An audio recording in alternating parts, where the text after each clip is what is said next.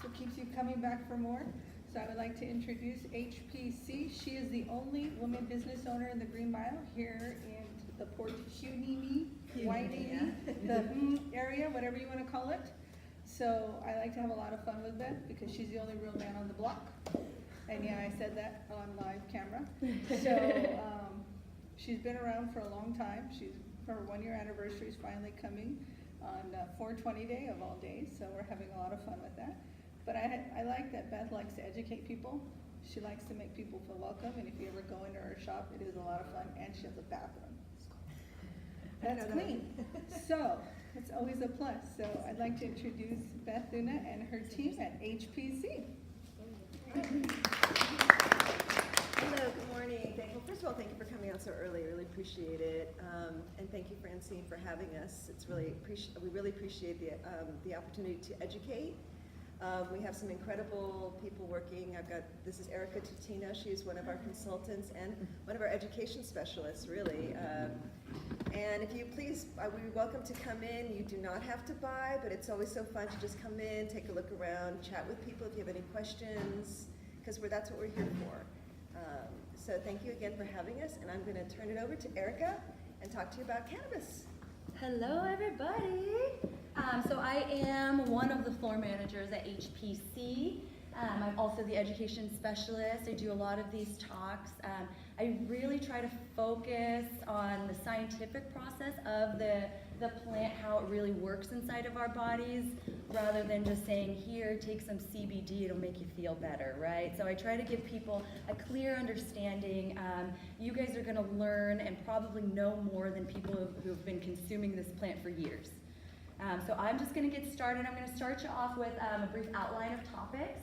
I'm going to go over a little bit of a history of medical cannabis, the 7 primary cannabinoids. There's really only 6, but I included one last one just because I think it's really important. Also the endocannabinoid system, how the plant works inside of our bodies.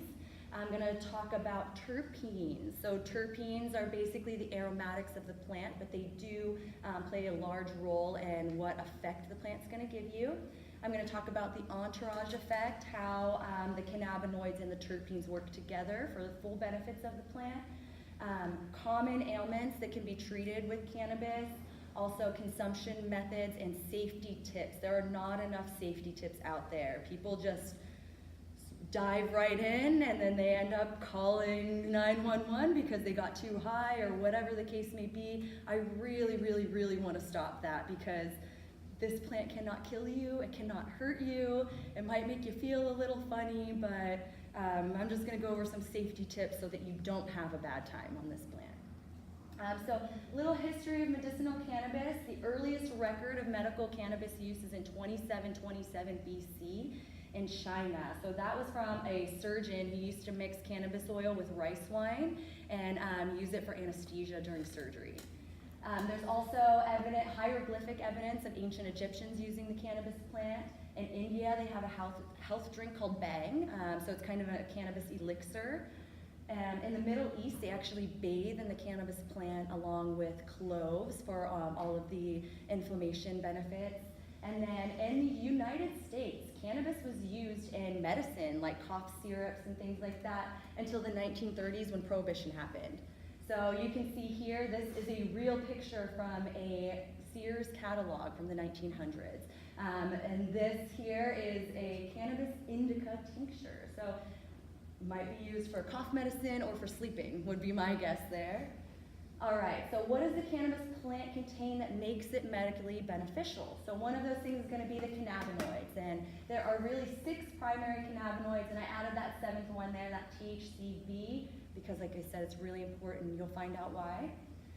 So I'll start with THC, the medical properties of THC. Now, first of all, this is the most popular cannabinoid out there. THC is what makes you feel high. So it's the most popular definitely for recreational use.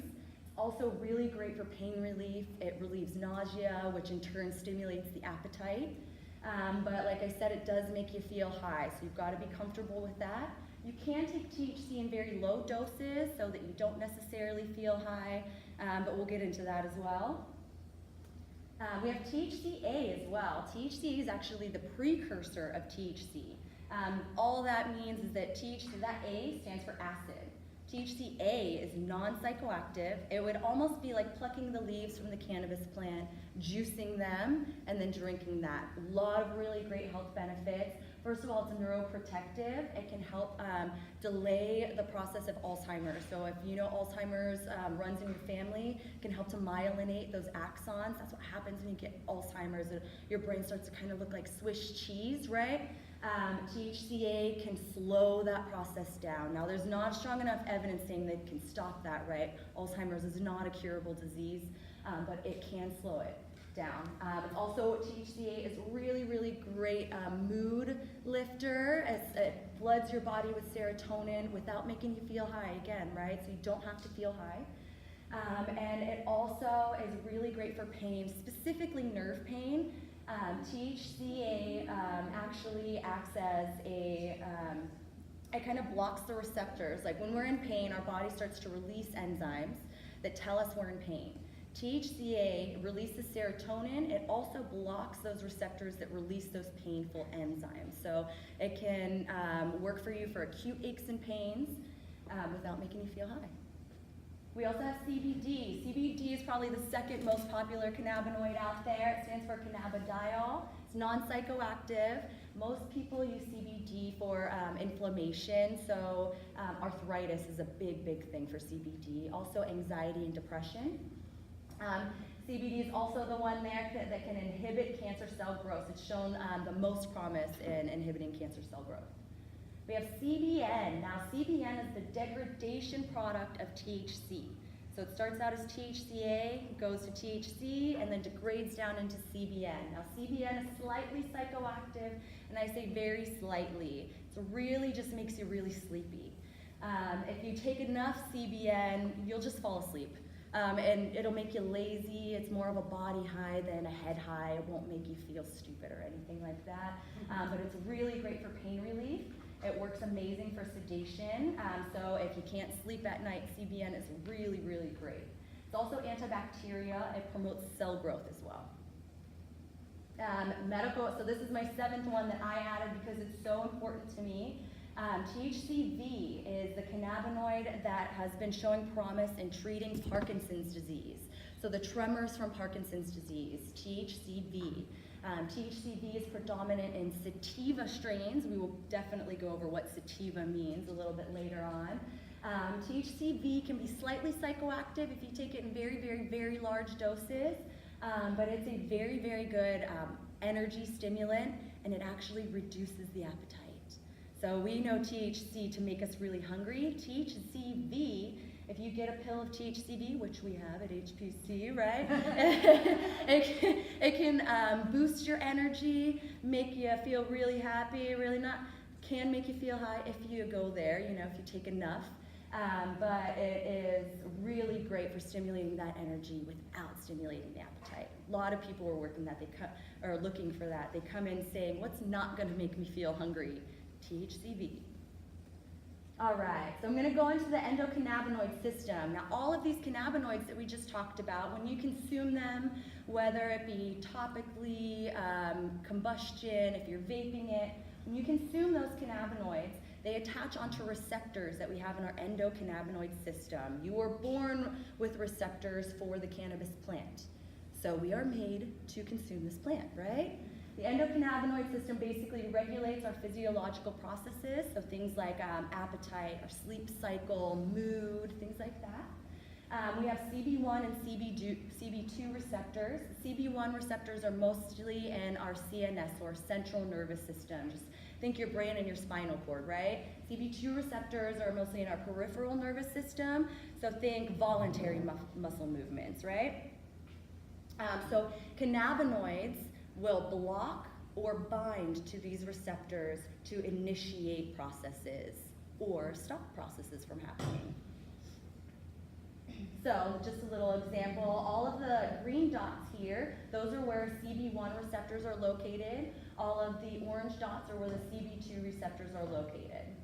THC really favors that CB1 receptor. That is why when people come in and say, I want only CBD, no THC at all, they're not doing themselves a very big favor, because you want even that little bit of trace amount of THC for it to hit all of those receptors and really work the best. When you're getting a CBD only or even a THC only process or product, you're only hitting certain receptors, and you want the overall wellness from the plant.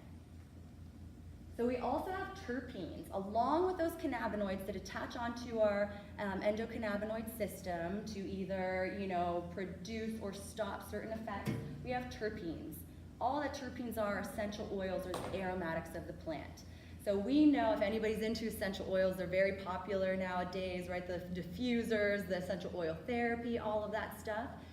The cannabis plant, in one plant, can have hundreds of terpenes, different terpenes. They're usually predominant and, just a few.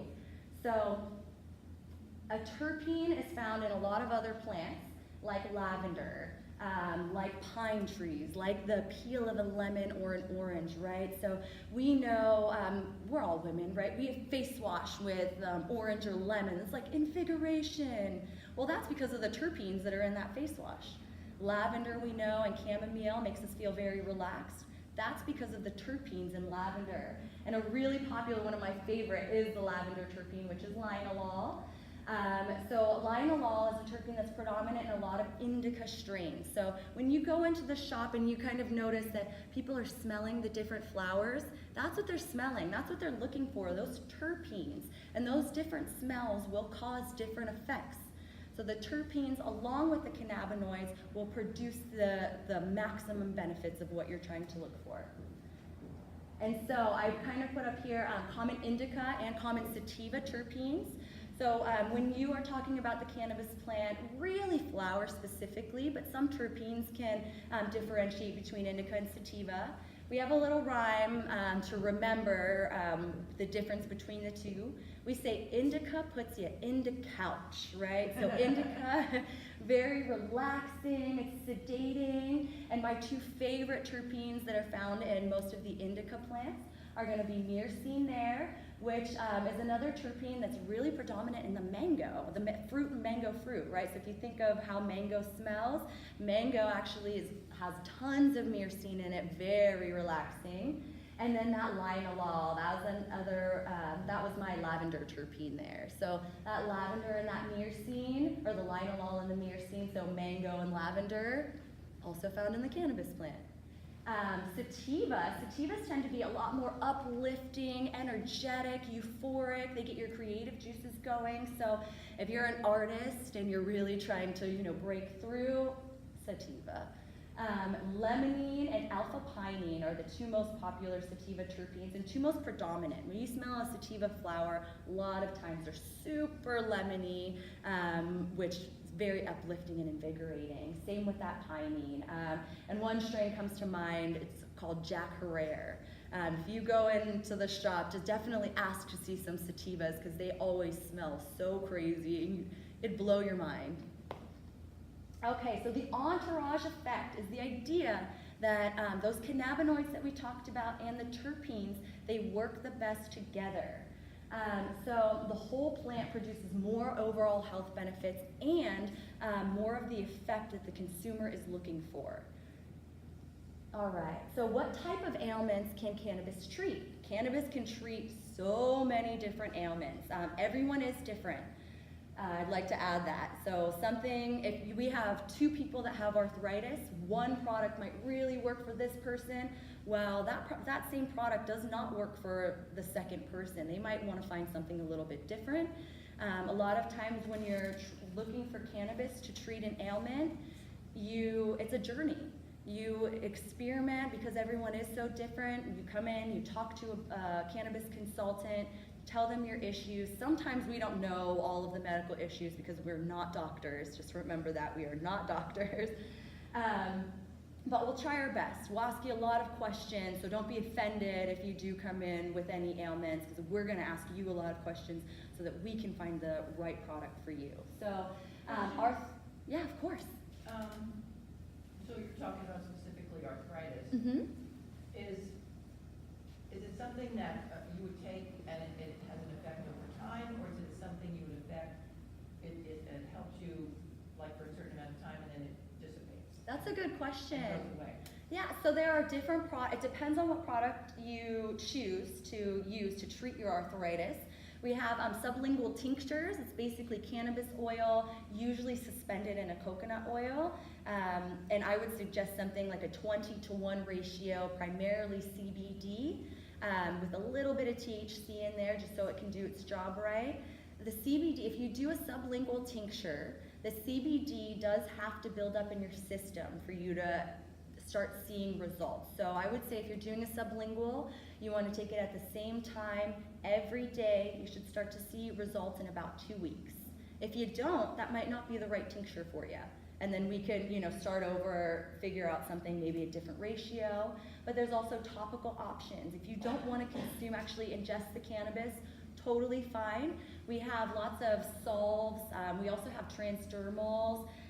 So a transdermal actually does get into the bloodstream from the skin, and that's something that you can just rub on. With a transdermal or topical, you will feel immediate relief in terms of the pain, but in terms of the inflammation, say you've got arthritis so badly that your hands noticeably swell or your knee noticeably swells, whatever the case may be, it might take a little bit longer to see results of the swelling.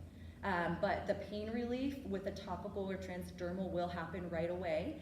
I always suggest transdermals over topicals when we're trying to treat issues from the inside, like arthritis. If you have skin issues, topical all the way. But if it's things like arthritis where that inflammation is really happening on the inside, I would always go with a transdermal. And transdermals and topicals, you usually have to apply every 3 hours or as needed. But to get relief, yes, Right, okay. or to keep it going, right? Right, okay. We also do transdermal patches. So if you choose to go with a patch, the patches provide relief for 12 hours. So all day, the patches you can cut because it does get a little bit expensive if you do choose to go for the patch route, but you can cut the patches into 4s. So you can get 4 servings from one patch. They're really, really great. Thank you. You're welcome. The cannabis plant, most of those cannabinoids are very antifungal and antibacterial too. If you have any skin issues, fungus in your feet, things like that, you can find great topicals that'll treat that. High blood sugar, so that THCV that's showing really promising results in treating diabetes, THCV. Muscle spasms and seizure disorders, CBD, THC, CBN, and also THCV will help with that as well. So seizure disorders, Parkinson's disease again, also MS. We have a lot of MS patients that come into the shop. Nausea. We also have a lot of chemo patients that come into the shop and they cannot eat, they cannot sleep.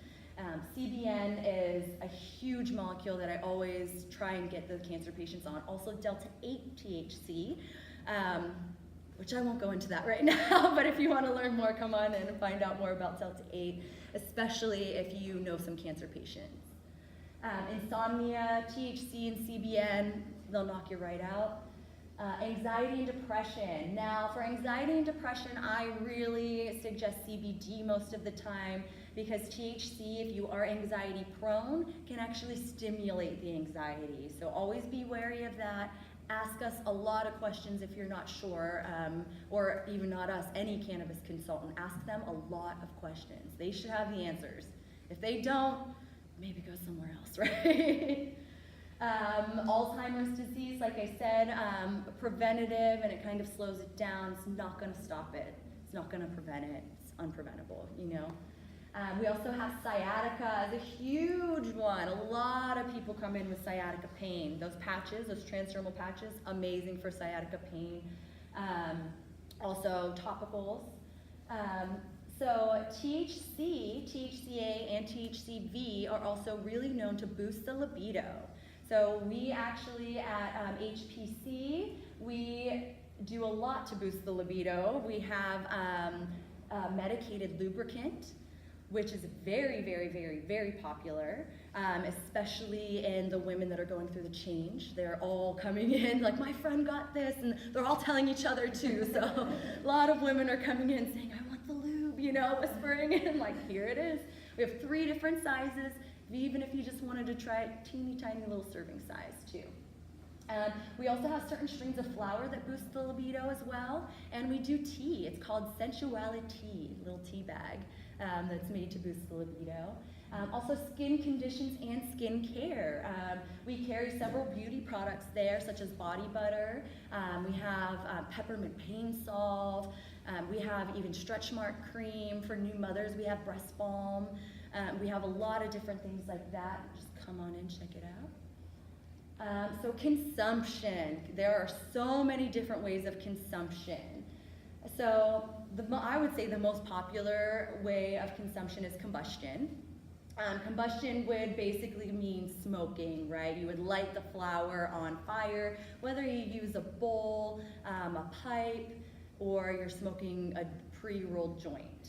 We also have vaporization. Vaporization is becoming so much more popular. Unfortunately, some of the kids are catching on to the vaporization as well. We're going to go over some safety tips with the vapes because there are a lot of illegal products out there.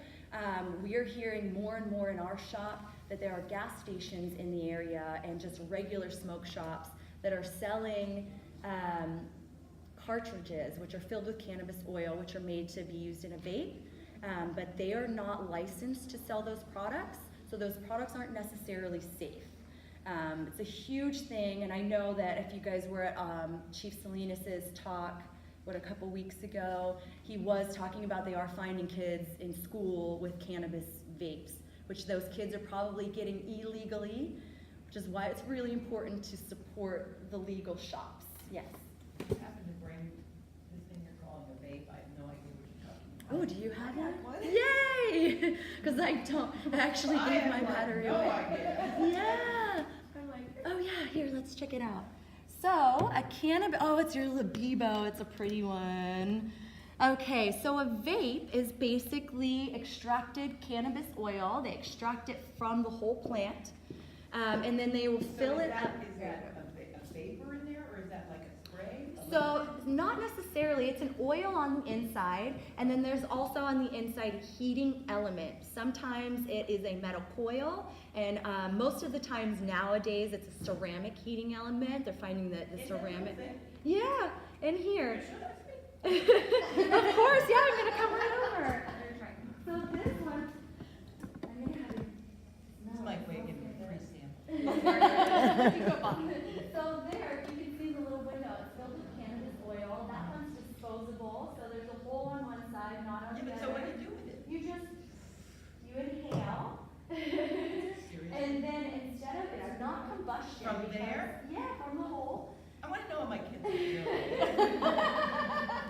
Some people call vaping a little bit of a safer way than combustion because you're not combusting the plant material, it's only the oil, and it's only vaporization. So It's a you much take like lower one or temperature. two, you take the whole thing. Oh God. I love you, body. I love your body. I would start off with one or two, especially if you're a beginner. Oh, yeah. So once you smoke something, one hit, your peak high will happen around 15 minutes. And then a smokable, your high can last around 3 hours. So 15 minutes to 3 hours when you're new and you would want to try cannabis oil, which is much more potent than the actual flower. I would stick to 1 or 2 puffs. So Give is yourself that a little something bit. that I would use for, say, arthritis? I have arthritis issues, blah, blah, blah, blah. Yes. You Or, can I get mean, or am I just THC? doing this for feeling good, like Yeah. instead of a drink? Either or. Oh. This Vivo, actually, I always Kick compare over that this- line. Or this right is before called- a chamber meeting. Yeah. This little device is called a Vivo. It's a little disposable, and it is more of our, oh no, this is the inspired one, but we have a relaxing one, which I always compare to a glass of red wine. That's how it makes you feel. You call it inspired, huh? This one is called Inspired. This one is more of an Inspired. uplifting one.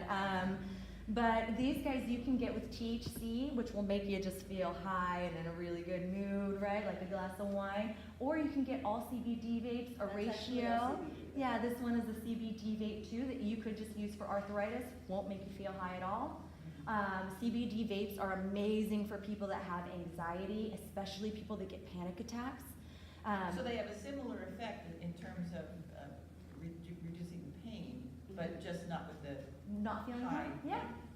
Okay, well, that'd be good. I'm good with that. Yeah. I use one to go sleep. Sometimes I'll, when you get through your day and you're completely anxious and you can't turn your brain off, for me, I can't seem to get to sleep, so I'll have one next to my bed, I'll take a small one up and then I'm out in 5 minutes. Wow. So it's really helpful. The disposable is perfect for me because it's Can I give it to my grandson? No. How old is he? 21, yes. He's adorable. We do have tinctures for children, can of kids. Where did I click here? Here we go. I'm just kidding. My daughter will love it. All right, so next up we have ingestion. Ingestion would be eating it. So edibles can be a little tricky. And that's how you would ingest. You would ingest either THC or CBD edible. And again, CBD edible is not going to make you feel high. THC edibles will make you feel high, and it is not the same high as smoking it.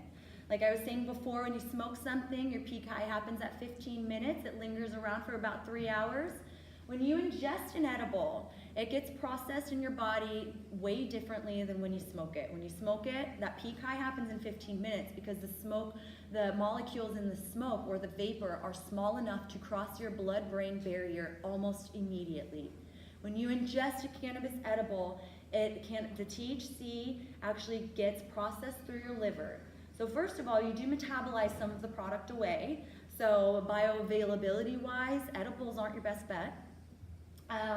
But the THC, as it does process, it comes on slowly.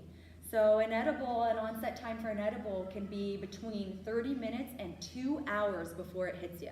You eat a cookie, you think you're good, and half are like, I don't even feel anything, I'm gonna have another cookie, which is a huge mistake that happens all the time because they're not waiting enough, and then a couple hours later, they're like, whoa, it hits them, and then it gets stronger. He had like 3 brownies like that because his wife's brother was dying of cancer, and they had brownies in the house for relieving his pain, etc. Well, after he passed, the brownies were still in the refrigerator, and my friend, he forgot about them. He went in, he had like 3. He ended up in the hospital overnight. I mean, he was seriously. Yep, and that's happening more and more and more, that people are ending up in the emergency room because they had too many edibles because they're not sure how much to eat. They're just not sure. It doesn't tell you on the package. And even that's homemade, so that's even worse because you don't even know how many milligrams are in those brownies. He could have had 300 milligrams, which, I mean, I might go to the ER if I had 300 milligrams. It can't kill you. If you overdose on cannabis, you might just feel, I mean, not even overdose, right? If you overconsume, I want to say, you might get the spins, almost like if you have too much alcohol, you might feel a little bit nauseous. You might feel a bit paranoid. Eventually, you will just sleep for a long time. And then when you wake up, you will be right back to normal. No hangover, no nothing. That's what's great about cannabis. I don't drink alcohol anymore because I have cannabis with no hangover. So with edibles, we have a little bit of a rhyme. I'm gonna go over it again, but since we're talking about it, right, we say start low and go up slow. All of these packages, when you are buying edibles legally, you know your dosage. It is illegal to not put dosage information on the packaging.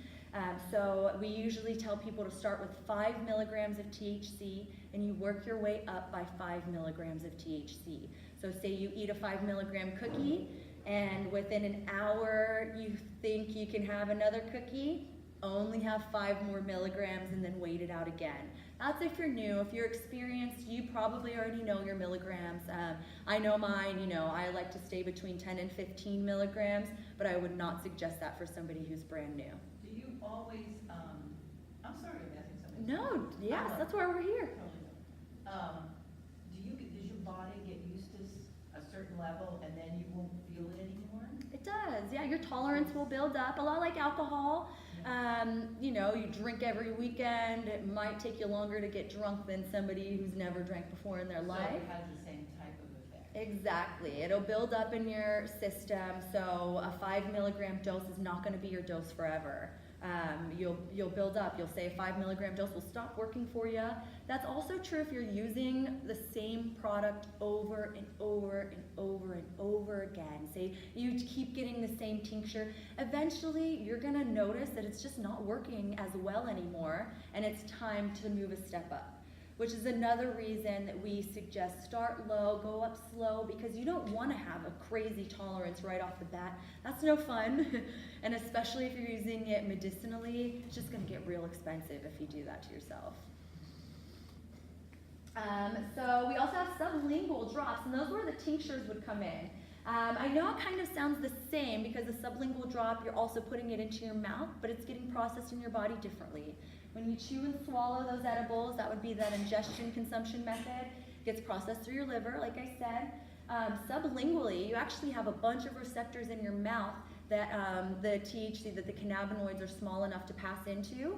So with a sublingual tincture, gets into your system within 15 minutes versus the edible wait time of 30 minutes to 2 hours. So bioavailability, meaning your body is going to absorb the most amount of milligrams or the most from that product, a sublingual. Sublingually is the best way to take it because when it does get processed through your liver, when you do eat things, you metabolize some of it away. When you're vaporizing or combusting, you're burning some of that away. You know what I mean? Sublingual, you're getting all of it. It's the best way. And then we have topical and transdermal. Topicals, really just applying cannabis oils to the skin. We have salves, lotions, elixirs, things like that. We also have those transdermals. So a topical product will not get into your bloodstream.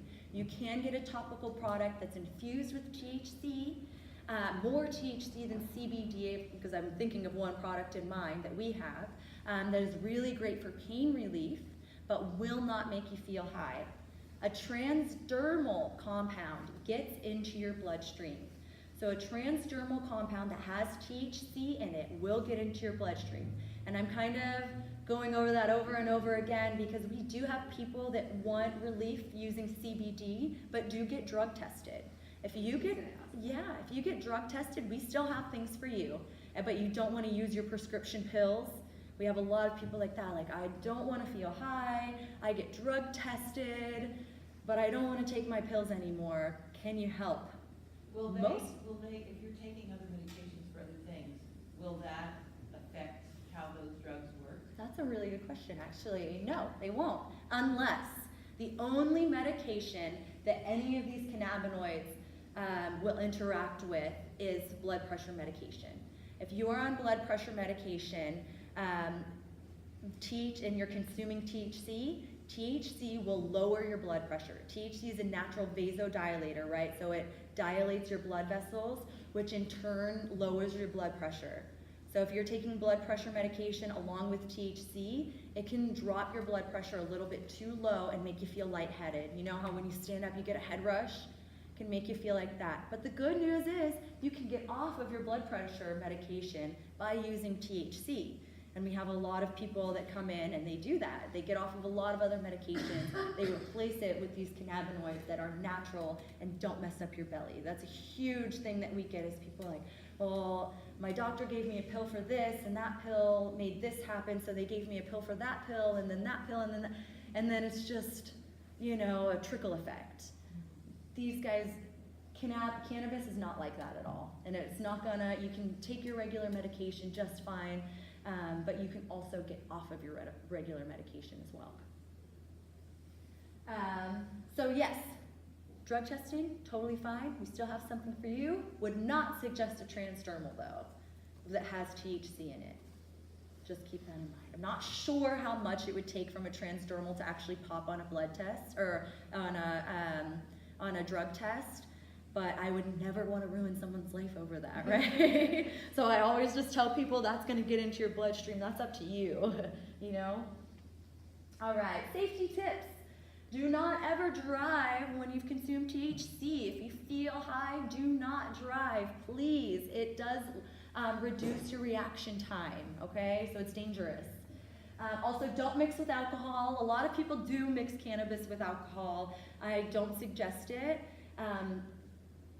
Alcohol increases the potency of the cannabis increases the potency of the alcohol. So say you're usually able to have 4 glasses of wine and be just fine, right? Or, I know, that's even a little bit for me. I was like,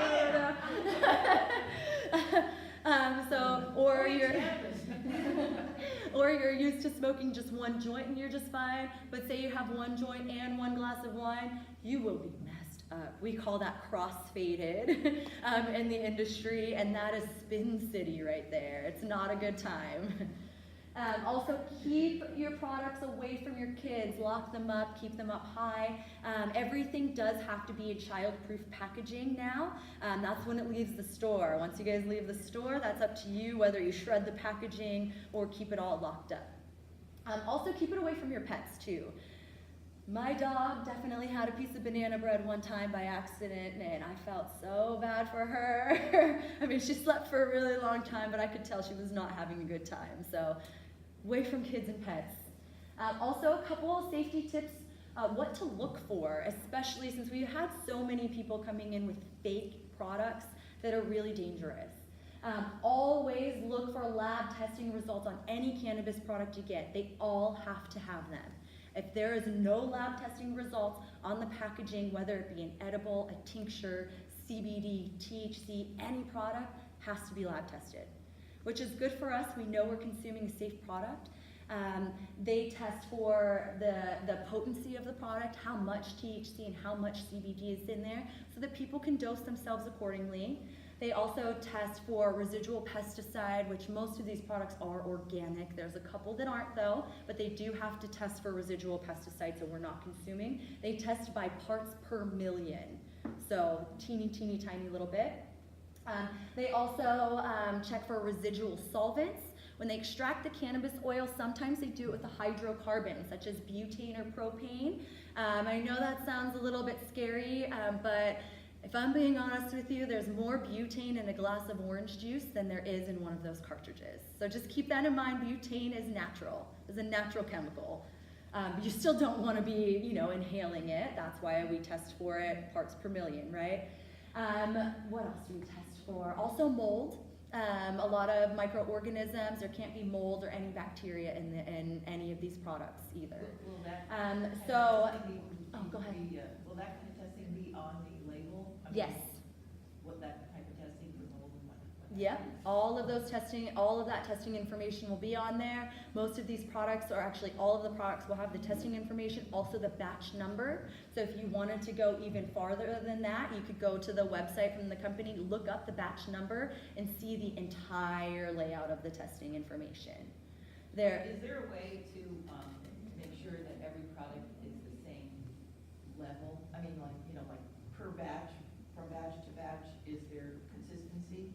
Not necessarily, because it's a plant, right? So it's really hard to find a plant that's going to grow the same way every time. So each batch is tested separately. How they test them, right? Say we're testing a batch of cartridges or even a batch of flour. They will harvest everything, they package everything, they pull one of those packages or one of those cartridges that's already in its packaging and everything, it's ready to go from that batch. They send that to a lab. It has to be third-party tested. They cannot test their own products, so there's no cheating. There's only about 17 labs in California that every dispensary has to go through for lab testing. So they'll test one. If that one product passes, the batch passes. If that one product fails, the entire batch fails. Keep that in mind. Also, the BCC, all of cannabis dispensaries in California must be licensed from the BCC. BCC stands for the Bureau of Cannabis Control. So these products and this industry is being very, very, very well controlled and very, very, very well monitored. Even more so than the alcohol industry. I can't even tell you how many hoops and rules and things that we have to go through. So the BCC licenses in the dispensaries should be displayed where everyone can see. Most of the businesses in the area, I believe, is in their lobbies. That's what I've noticed. Ours is in our lobby. Same with Emerald Perspective. They have theirs right in the lobby. If you want to see it, ask. Always ask. You would definitely want, I mean, I can tell you that the dispensaries in the area, we're all licensed. The chief would not let that slide to have an unlicensed dispensary. But if you venture down to LA has tons of illegal dispensaries. You are not guaranteed a lab-tested product at those dispensaries. You are guaranteed a cheaper price, which is what draws a lot of people. How can they be indecent if they're illegal? I mean, if there's tons of them, you know, they all in somebody's like bedroom or something, or what? Some are in gas stations, some are in regular smoke shops. Some are just in pop-up shops, right? They'll have a whole dispensary. Maybe the cops will find out. They'll raid the dispensary. That dispensary is going to open up in a couple days in a different location. They're very sneaky down there. We're not having that problem here, thank goodness. I don't think we ever will because we're such a small community. But just be wary if you are shopping for cannabis in LA, make sure they're licensed. And I can give you a kind of a little bit of a tips. Everything is pre-packaged nowadays. You go down to LA and they still have big giant jars of bud and they're weighing out for you with chopsticks. You know, that was the old days. That is not allowed anymore. They're illegal if they're doing that. They don't have lab testing information on their products. They're illegal. If you're getting a full gram cartridge for $30, it's illegal. I'm telling you, that is not a thing. So yeah, always ask for licensing. Always ask for the lab testing if you're looking at any product. Lab testing, very important. Also, all packaging must be child-proof. All of our packaging is child-proof. Some of it's really hard to open, just to give you that. Yeah. How they make it child-proof, they kind of put a kid in a room, they give them the packaging, and they give them a time limit. If the kid can rip into the packaging within, I think, 5 minutes or something, it's not good enough. They got to send the packaging back to do some more work on it. So a lot of things I can't open either, so it's really hard.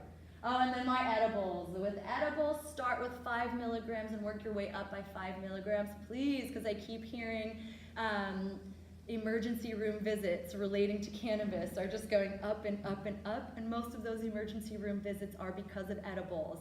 Nothing bad is going to happen. If you are having a bad or uncomfortable experience with an edible or you've over-medicated yourself, search for some CBD.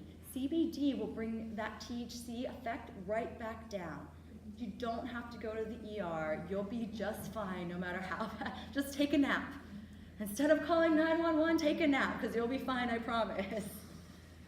And then HPC, that's us. We do offer free consultations. You guys can come in, open door policy. We're open every single day from 9 a.m. to 9 p.m. Someone will always be available for you. When you come in, you are working one-on-one with a cannabis consultant every time you come in. Ask as many questions as you want.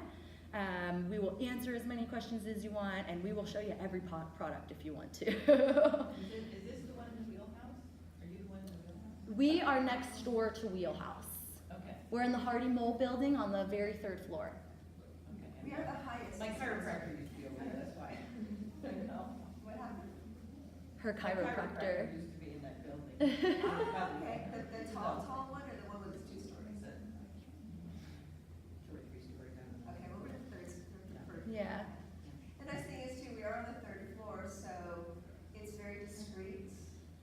Some people don't want people to see them walking into a dispensary, frankly, you know, or anything like that. So we also feel that our patients also feel very safe when they go up there because we have the entire 3rd floor, so you're not in front of anybody else's shop or store. So if you just kind of want to check it out, completely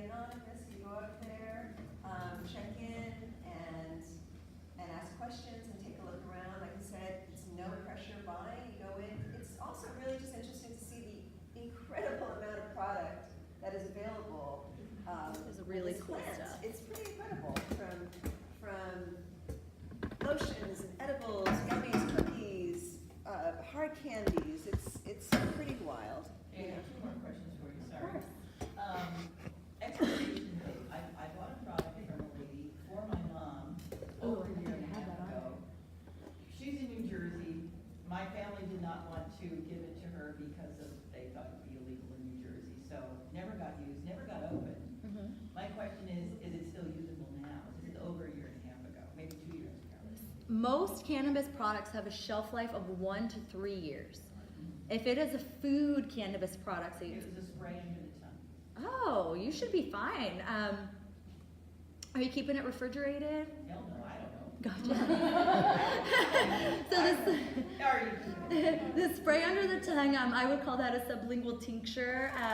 If you do plan to have cannabis products for a long time, I would always put it in the refrigerator just to keep them almost like an antibiotic or any other vitamin that you would have.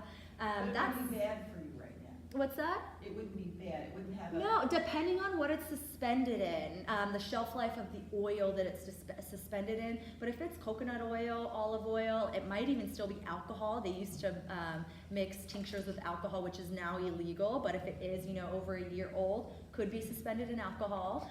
You should be totally fine. Yeah, 1 to 3 years. If it tastes weird, maybe not, but... How would I know if it's... I have never tasted it. But that would be the thing, it's the food. I'll tell you what, I will bring it into you. Yes, And let I me will look bring at it. You look. I'll look Okay, at the it. other question I had Yeah. is, okay, so do you have recipes? So what do you buy if you want to put it in your brownies, or your banana bread, or your whatever? We have cannabis butter that you can buy for that and cannabis oil. You can actually make your own butter too from the actual cannabis buds, the flowers of the plant. It's expensive to do it from the buds, but some people still prefer it that way because it's very therapeutic. It's actually really fun to make cannabis butter. I used to make these peanut butter cookies that were infused, and I'd give them out all over Ohio all the time. Too special. People loved it. So, but you have to buy a lot to make You would. It does take a lot of actual flowers. I would suggest probably for every stick of butter, you buy at least 7 grams for every stick. And that would kind of be on the lower end. Then you have to cook it down really low and slow, about 3 hours on your stovetop, but you don't want it to boil. In the butter. Yeah, you would put the flour right in the butter, mix it together, and then you would just strain it out.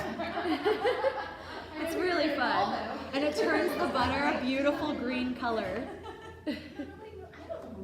They actually also have a magical butter machine. I have one, That yeah. works really well. You just put it in there, set it, and forget it, like It's like a Ron crock Popeil. pot for Yes. weed butter. It's pretty Yes. cool. This is such a learning experience. I'm like, I have no idea about all But one thing that comes to mind that we have, sometimes we do have cannabis butter. We don't have any at the moment, but we do have a coconut oil tincture. It's just a little cannabis oil. It's got 1,000 milligrams of THC in it. You could just even drop a couple of that into your tea or your coffee in the morning, medicate yourself. You can mix that into any type of food you want. It's a little bit easier getting something that's already extracted than doing the extraction yourself. But to me, if you have enough time and you're bored, making the butter is a really good I am time. never bored. I am never bored. If you're busy, then making butter is not up your alley because you're just not gonna have enough time. You're gonna be waiting there for 3 hours, then you gotta refrigerate it, you gotta strain it. It's a process. But it's really rewarding, and the butter turns really pretty and green. Yay, I did that. I thought I just buy brownies. Or you could do that. We've got brownies, we even have brownie bites. They're delicious. Thank you. You're welcome. Does anybody else have any questions? Yes. So what would you recommend we tell people who are who want to explore cannabis options but are intimidated to go to a shop? Or they've gone to a shop and they feel it a little like raunchy when they go in there, like, I'm not comfortable in here. Ask for a manager, always. No, but I mean, they're kind Oh, of. just to like get them to go in the Yeah. first place? Suggest they come to HPC where we have we're such a you have website, for welcoming, example. what's that? You have a website. We do. We have a website. You could look at all of our products. We've got pictures on the website. We have a Facebook and an Instagram account. We also do a lot of community outreach. I've spoken to senior groups, things like that. I'm really wanting to educate the community so there's not such a stigma against the cannabis. It's not terrible. We're not criminals. Most of us in the shop, we're college educated. We're good people, and we will always help you out. If you want to talk to someone one-on-one, call us first.